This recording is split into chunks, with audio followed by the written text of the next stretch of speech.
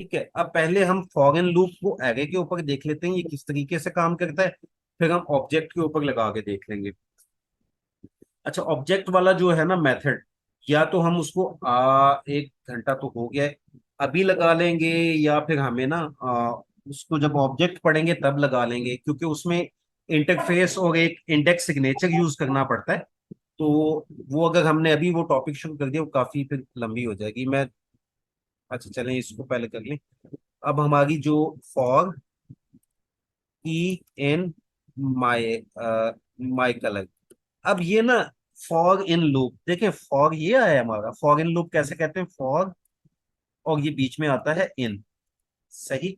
अब मैं आपको बताता हूँ ये क्यों आता है। फॉर कॉन्स्ट करना था इधर हमने, इसलिए वो की के ऊपर, या लेट भी कर लें, एरर देगा। अब ये जो की है ना, अब की से मुराद इसकी क्या है इस केस में, फॉरेन के केस में जो यहाँ पे जो हम ये देते हैं ना, ये उसको की समझता है। और की क्या होती है, ऑब्जेक्ट के केस में आपको की पता है, अगर कोई ऑब्जेक्ट है हमारा, लेट से कॉस्ट, मैं एक ऑब्जेक्ट बना लेता हूँ नेम का, माय नेम का। तो उसमें क्या होता है,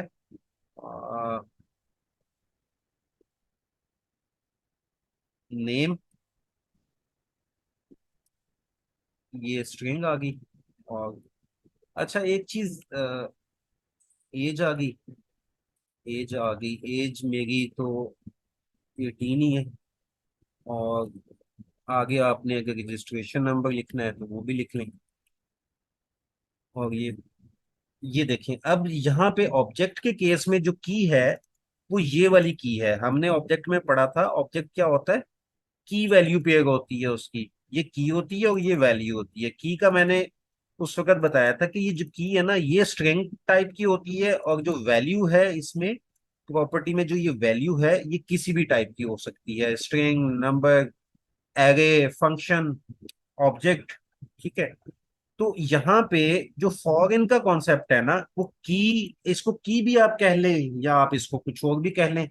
तो हम अभी की इसलिए कह रहे हैं ताकि हमें समझ आ जाए, हम रिजेम्बलेंस जो है ना उसकी वो, या रेफरेंस बना सकें समझने के लिए। तो की इसके केस में ये है, अगर अगे है तो अगे के केस में की क्या होगी, बताएं अगे के केस में की क्या हो सकती है, तो बता सकता है। चलें, अगे के केस में यहाँ पे एरे की, के केस में उसका इंडेक्स नंबर की होता है उसका। जी बिल्कुल, जी बिल्कुल, जो एरे का इंडेक्स नंबर है ना ये 0, ये की होगी एरे के केस में। ठीक है, तो अभी हम पहले इसी एरे को देखते हैं और क्या करते हैं इसमें। For key in my colour console dot log, पहले तो की प्रिंट करवा लेते हैं, की आ गया। ठीक है, और इसमें इसको रन कर लेते हैं, ये बंद करता हूँ मैं।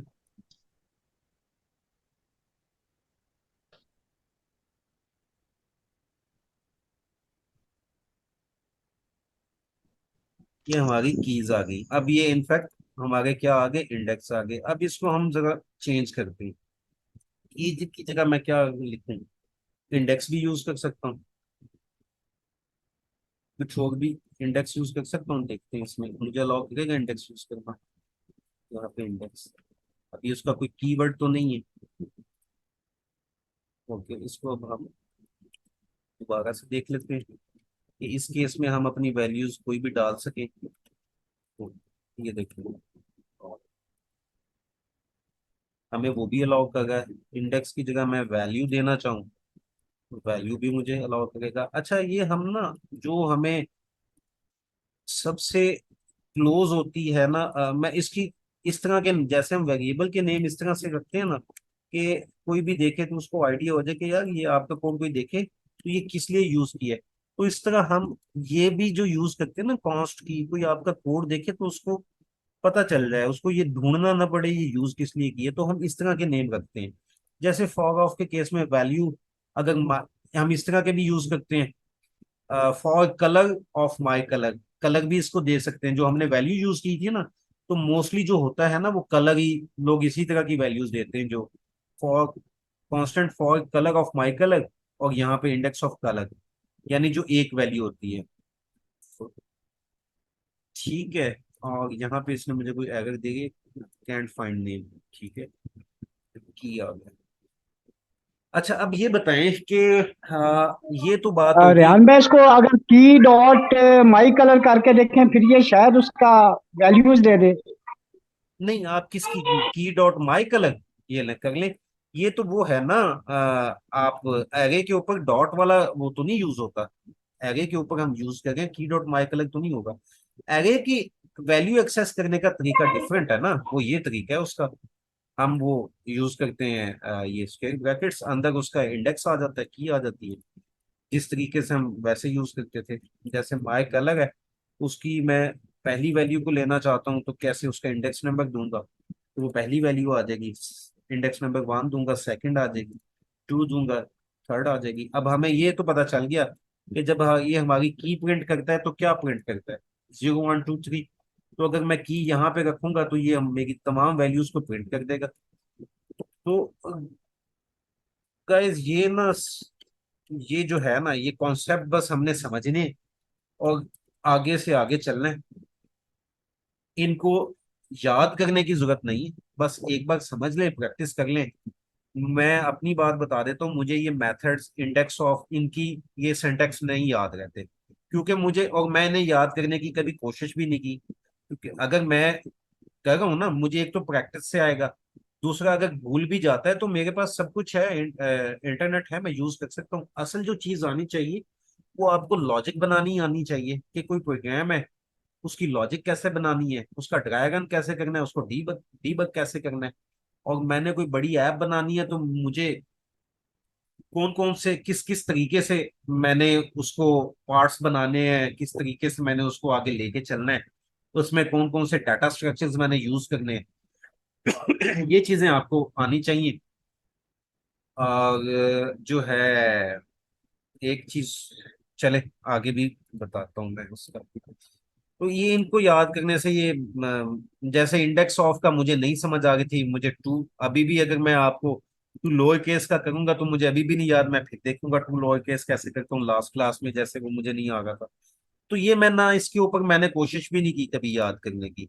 बस सबसे इंपॉर्टेंट चीज है कि लॉजिक आप बनाएं, लॉजिक बनाएं। और एक चीज इंपॉर्टेंट है कि आपने अक्सर ना, मैंने मतलब जो ये टास्क मिलते गए हैं ना, उसमें मैंने कोशिश की है कि जितना पढ़ा है ना, उसके जो हम जितना पढ़ा है वो वाली चीजें ही यूज करूं। बट टास्क में मैंने ऐसे भी स्टूडेंट्स को देखा है मेरे ग्रुप में ही है, जो फॉग ईच भी जिन्होंने यूज किया हुआ था। एक टास्क थी शायद क्लास 3 4 की थी, जिसमें अभी उन्होंने फॉग ईच भी यूज किया होता। ठीक है, कर सकते हैं, बट ये नहीं है कि आप कोई सिंपल सा कोड लिखते हो या कोई बड़ा फंक्शन यूज करते हो। एक्चुअल जो है ना, आपने रिजल्ट पे पहुंचना है। सबसे पहले तो ये होता है कि आपको कोई प्रॉब्लम दी है, आपने उसको सॉल्व करना है। अब वो किस तरीके से किया वो बाद की बातें हैं। सबसे पहले तो आपसे पूछा क्या जाएगा कि सॉल्यूशन इसका किया कि नहीं, सॉल्यूशन आपका, आंसर आपका ठीक आया या नहीं।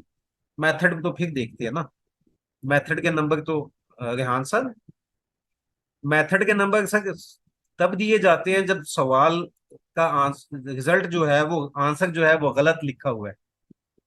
ऐसे ही किया जाता है सर। जी सर, ऐसे ही होता है।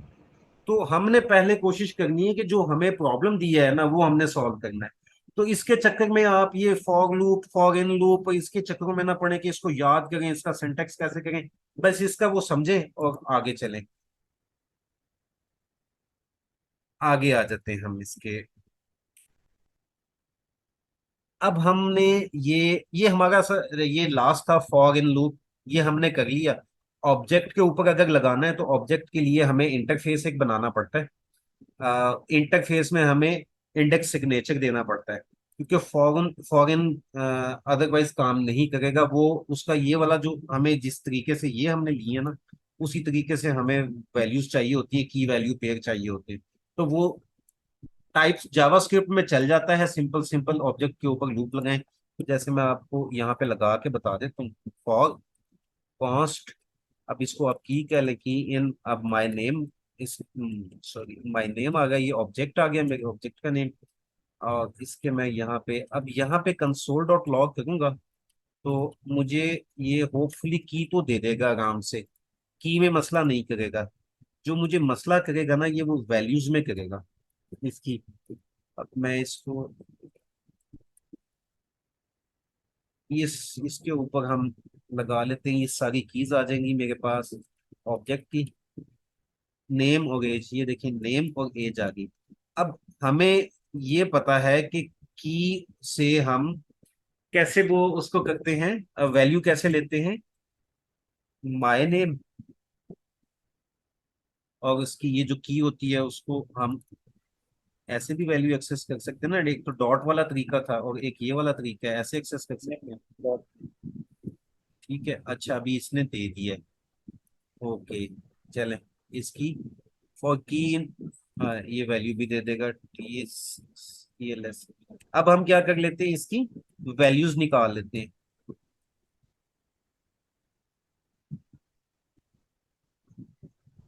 क्या आ गई हमारी वैल्यू, और 18 कहाँ से आ गया, नेम की नेम भी आ गया। ठीक है, अब मैं इसकी इस ऑब्जेक्ट की अगर इस तरह से बैक टिक यूज कर लूं तो मुझे इसकी वो भी दे देगा। Keys keys are keys are दोनों लिखना चाहूँ तो कीज और कॉमा, की और कॉमा हम कर लेते हैं वैल्यूज आर माई नेम और $10।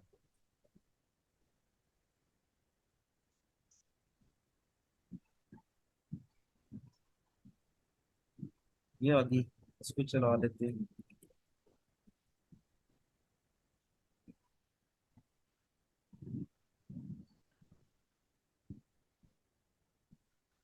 की की इज नेम, वो अंग्रेजी जो ऊपर नीचे होगी, वैल्यूज आर, हाँ, की इज एज, वैल्यू इज 18। तो ये आपका जो फॉरेन लूप है ये ऑब्जेक्ट के ऊपर लग गया। अगर मैं इसको ऑफ पे लगाना चाहूँ तो आप ये देखें कि ये फॉग ऑफ लूप यूज करना चाहूँ तो ये मुझे अलाउ ही नहीं करेगा। पहले तो ये बात है, name string must have a symbol iterator, method that is returns an iterator, ये नहीं करने देगा। फॉर की ऑफ क्या करेगा, तो ये फॉर ऑफ लूप जो है वो नहीं लगता ऑब्जेक्ट्स पे, फॉर इन लूप लगता है। और फॉर इन फॉर ऑफ दोनों उस पे लगा सकते हैं। अब हमारा एक लास्ट रह गया। माइक कनेक्ट कर लेते हैं, अब ठीक हो गया। अब आई थिंक वो देगा।